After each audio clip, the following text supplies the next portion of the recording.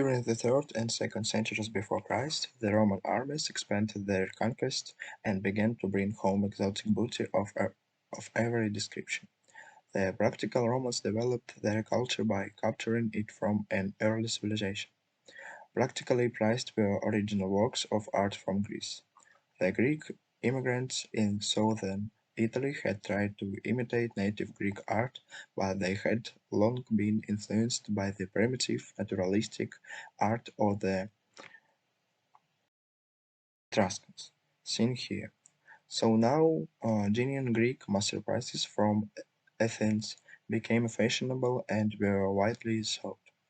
A period of intense unrest ensued during the 1st century BC, due to three main causes.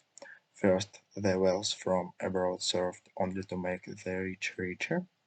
It did nothing to alleviate the plight of the poor. Secondly, it became necessary to hire an army from among the Romans' former enemies because voluntary enlistment didn't provide enough men for the expanded military operations. The third reason for the unrest was the creation of huge country estates and the importance of cheaper and better produce from abroad, both leading to the ruin of the small farmer. To cope with increasing turmoil, generals, rather than aristocrats, became more and more powerful public figures. He is Julius Caesar, the most famous Roman general of all. When Sulla marched on Rome in 88 BC, the preceding decades of restlessness culminated in all-out civil war.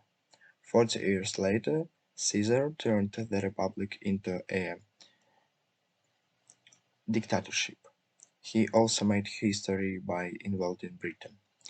No real colonization took place in England for the 100 years following, but there are many Roman ruins dating from the 1st century AD on, such as this Roman theatre, Hadrian's Wall, separating England and Scotland, Roman bath, and these ruins of a Roman building. When Caesar was assassinated in 44 BC, one of the three men who came to power as a triumvirate was Octavian. 17 years later, Octavian was officially handed sole executive powers and was renamed Imperator Augustus. In honor of Augustus' most important achievement, the creation of peace, the Augustan Arapacis altar was erected. He is the first instance of imperial art being strongly influenced by Greek models. The procession of dignitaries and the regular rites of the foreground figures are reminiscent of the Parthenon phrase. Yet there is a profound difference. The Roman figures are real, everyday people, everyday people. The little boy tugging on his daddy's stomach, the woman telling a chattering couple to hush. These homely rich touches in the Roman frieze make to comparable Parthenon phrase seem remote, abstract and otherworldly. Yet for all their realism, the sculptures on the Arapacis are much more restrained and dignified than the late Hellenistic sculpture which evolved at the end of the Greek era. Indeed, the Arab Sikh is a perfect reflection of the times. People had confidence in and were proud of their emperor. As conservatives, they looked back over their shoulders to the golden age of Greece for artistic ideals. Compare these figures from the Arapacis on the left and the Parthenon on the right. Yet their art also reflected the vivid realism which was the cultural edges of their Hellenistic and Etruscan ancestors. The Etruscan portrait on the left precedes the Arapacis figure by 3 centuries. Architecture under Augustus also looks back to classical Greece. At first glance, the Mason carrier at times looks very much like a small Greek temple. Yet, when you look closely at the Parthenon, many subtle differences and discernible. The front and back are symmetrical. For example, with the freestanding colonnade running majestically around all four sides. On three sides of the mason carry, however, the colonnade is reduced to pilasters, columns attached to the wall. This makes the facade of the Roman temple a dramatic and theatrical focal point.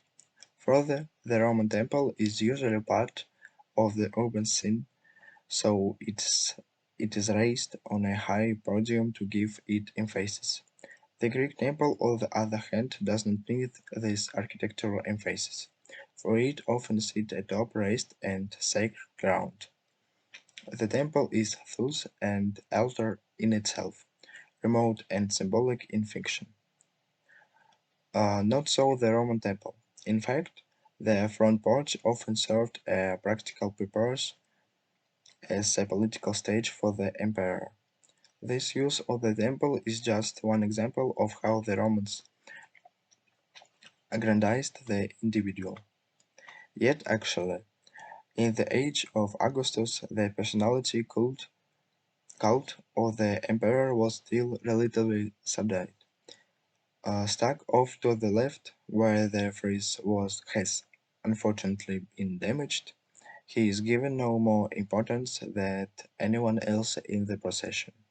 But 70 years later, in the Arch of Titus, erected to commemorate Titus' conquest of Jerusalem, the emperor is now clearly the hero and intended to be worshipped as such. Although the horses appear in profile, the chariot of Titus on the right is twisted a three-quarter view in order to show the emperor in full face. By the era of Trajan, at the beginning of the second century, the empire was at the height of its success. Indeed, the age of Trajan has often been likened to the golden age of Perseus in Greece. With its magnificent highway system, the imperial government was able to keep close tabs on her colonies, again a symbol of an age devoted to organization. No longer here they lent gently and the rest of the senatorial class entrusted with important affairs of state. Rather, they were sent to govern the colonies while a highly skilled and trusted corps of professional politicians surrounded the emperor. As the self-importance of the emperor continued to expand, so did its artistic expression. Here, in a relief-covered column which commemorates Trajan's victory over the Dacians, the emperor's self-esteem is on elaborate display. Standing 125 feet high, Trajan's column includes more than 150 separate episodes, in many of which Trajan figured largely. In the Roman tradition, many of the scenes describe the practical down-to-earth side of life. We see the army build bridges and fortification as well as the grim details of battle, although no attempt is made to suggest space and proportion realistically. The artist's techniques do permit incredibly accurate detail of dress, arms, and equipment. Thus, the historical narrative form proved to be perfectly suited to the typically Roman characteristic of describing their leaders' exploits in painstaking detail. So, as a monument to the original Latin elements in an otherwise second-hand classical culture, the column of Trajan is unsurpassed.